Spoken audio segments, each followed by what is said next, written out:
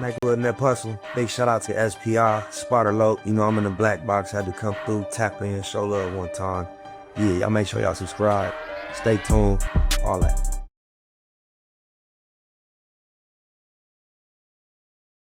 Jeter, gratitude is the attitude.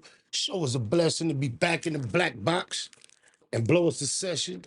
Pulling up on my boy 504 Hood Stories. I've been appreciating his coverage of this Big U situation.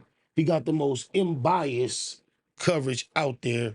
And if it seems to be biased, it would be biased toward the homie favor in a way. The vast majority of the people are biased in the opposite direction. Even that's somewhat refreshing. But yeah, I like how he been putting it down.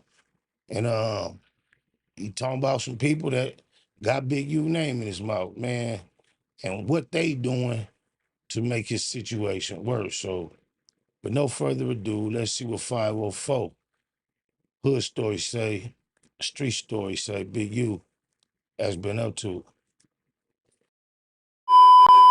The alleged leader of the Rolling 60s Crips gang made his first appearance in federal court. In fact, we just got this sketch in from the courtroom. The judge ordered Eugene Henley Jr. to remain in federal custody at least until his detention hearing.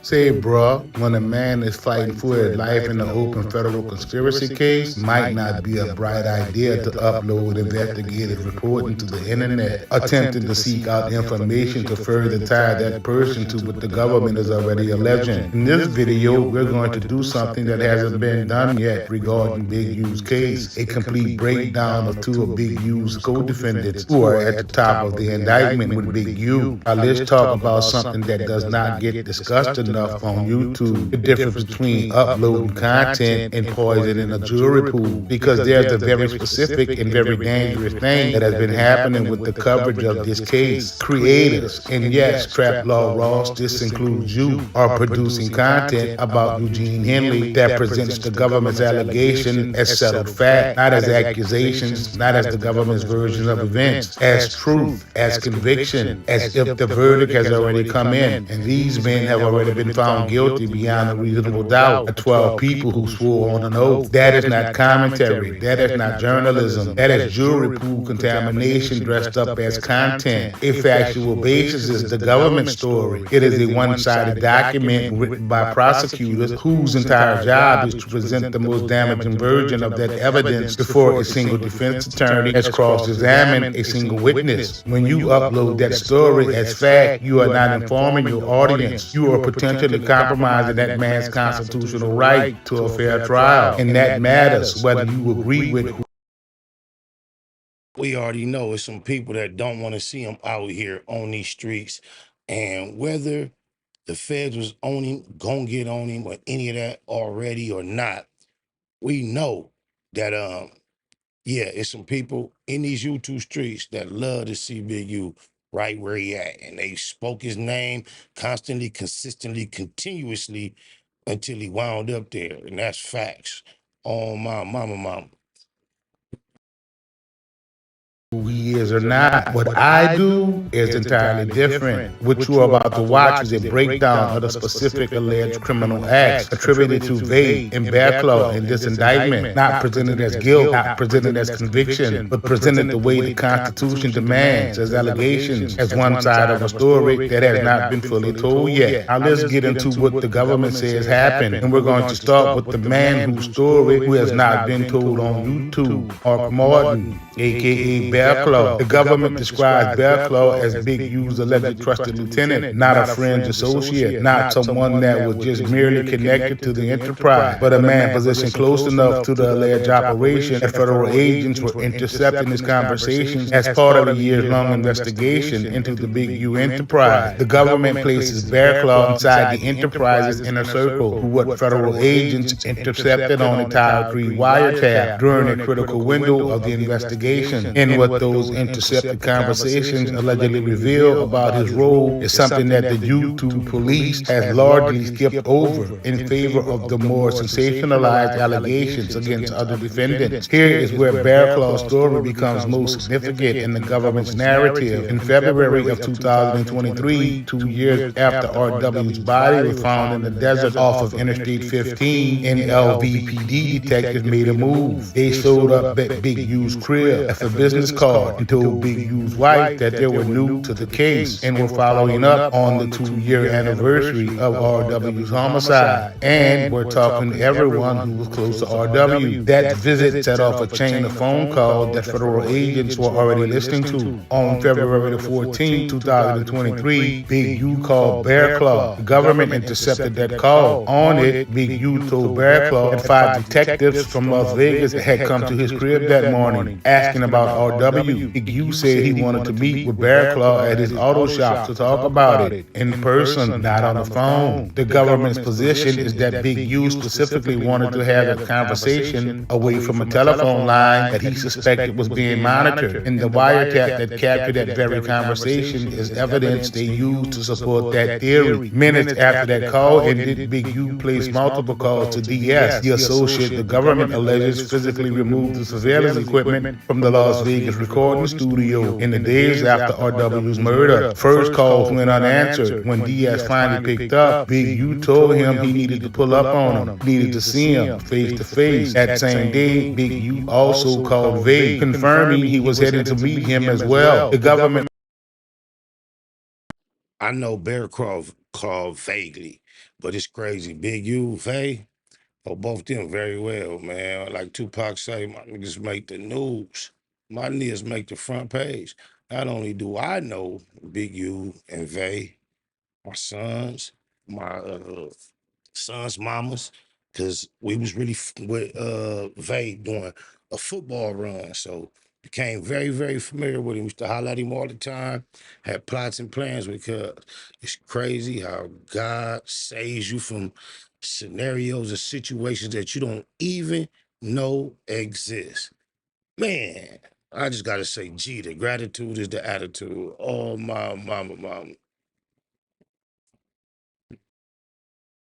Read that sequence as Big U reaching out to the people with direct knowledge of R.W.'s murder. The moment law enforcement's interest in the case was renewed, making sure that any conversations about what happened off the record and in person. Bearclaw's auto shop becomes in the government's framing one of the locations where that coordination allegedly took place. Bearclaw's connection to the robbery narrative runs through the wired evidence as well. The indictment places Bearclaw in intercepted communication, where robbery proceeds and robbery planning were discussed as part of the enterprise's ongoing business. On November the 11th of 2022, the government intercepted a call in which Big U and Zahir Mitchell, aka Brick Baby, coordinated how Brick Baby would give Big U the proceeds from a robbery that Brick Baby had committed, and multiple other intercepted calls and text messages that followed. I don't hear nobody highlighting this or speaking on this, but do that mean Brick Baby was tearing it up? I'm just saying, I'm just asking. It sound like that could be what is being insinuated right there. I'm just saying, oh, blah, blah, blah, blah.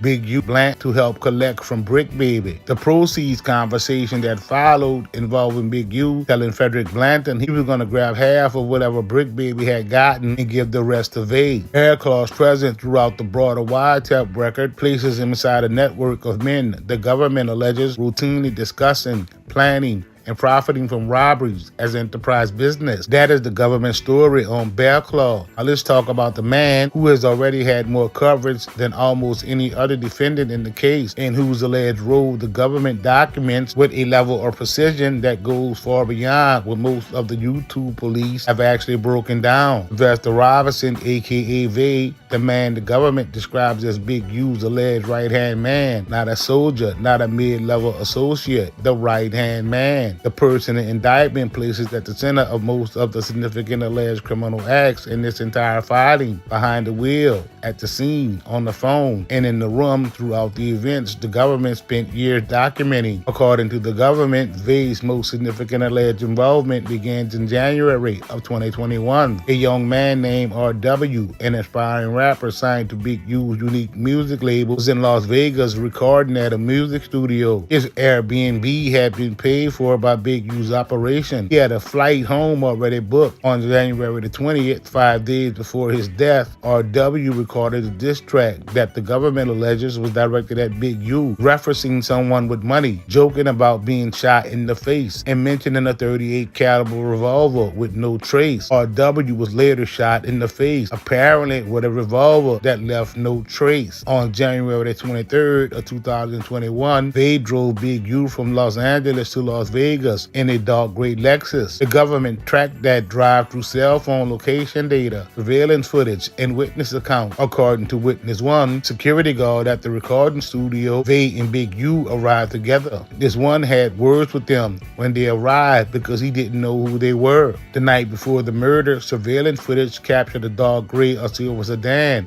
arriving at R.W.'s Airbnb in the middle of the night. Big U's phone location data placed him there. The night before the murder, surveillance footage captured a dark gray or silver sedan arriving at R.W.'s Airbnb in the middle of the night. Something to note that is very critical and important: that dark gray sedan was not identified as a Lexus. Big U's phone location data placed him there. A friend of R.W. who was visiting confirmed Big U showed up around 2 in the morning asking why R.W. had not come to the studio the previous day. On January the 24th of 2021, the night of the murder, Big U arrived at the studio at approximately 7 p.m. R.W. arrived later and recorded a song from around 11 p.m. until midnight. At approximately 12:37 a.m. on January the 25th, Big U left the studio. Dark gray sedan was no longer in the parking lot. Big U's phone stopped reporting location data at 12:58 a.m. At 1:13 a.m., surveillance footage at the Airbnb showed a dark gray or silver sedan arriving. R.W. got out of the passenger side and went inside at 1:20 a.m. He came back out with a suitcase, put it in a trunk, and got back in as a passenger. He was not scheduled to leave though. His flight home was the following day. At approximately 2:15 a.m., Big U's phones began reporting location data again.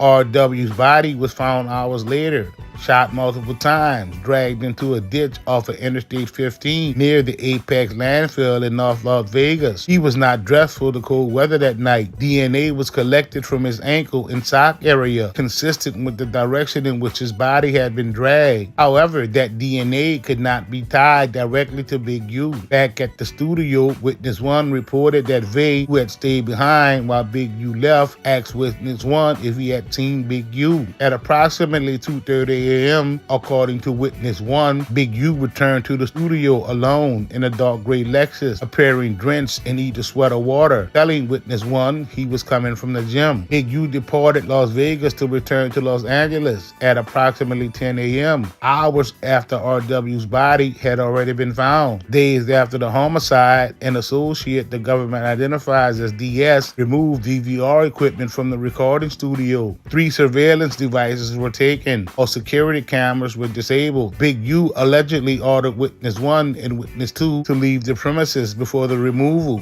The replacement equipment installed afterward did not work. The government alleges that the footage from that system would have shown Big U and R.W. at the studio together hours before R.W. was murdered. Vay's name surfaces again on July the 5th of 2021, dispensary robbery. According to the indictment, he was one of the approximately 11 members and associates who rushed into Dale's unlicensed marijuana dispensary in Los Angeles armed with firearms without masks. Dale knew Vay personally, he claimed. They took cash and marijuana. They demanded a Rolex from one of the co-owners, and at Vay's alleged direction, let the co-owner keep it. Dale was put on the phone with Big U mid-robbery, told to come to Big U's crib afterward. When Dale arrived, Vay was there. The robbery proceeds were there. Vay also appears throughout the extortion extortion section as the person who physically collected extortion payments from Dale on behalf of the enterprise, sometimes driving big used Mercedes to do it. The indictment notes that on the specific night,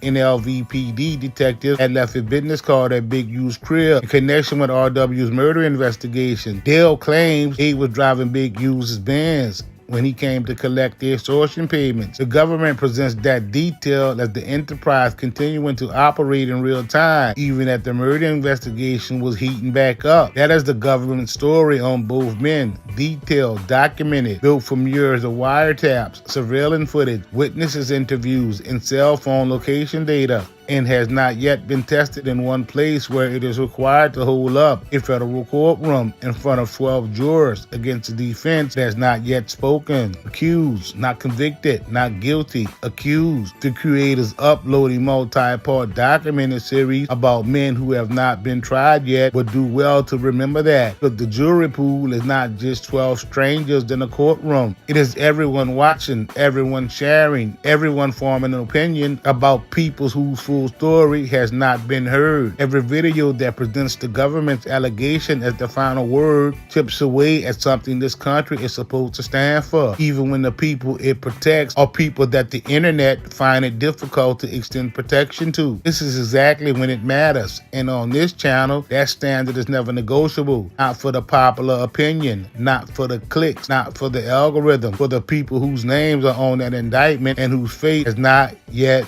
been decided.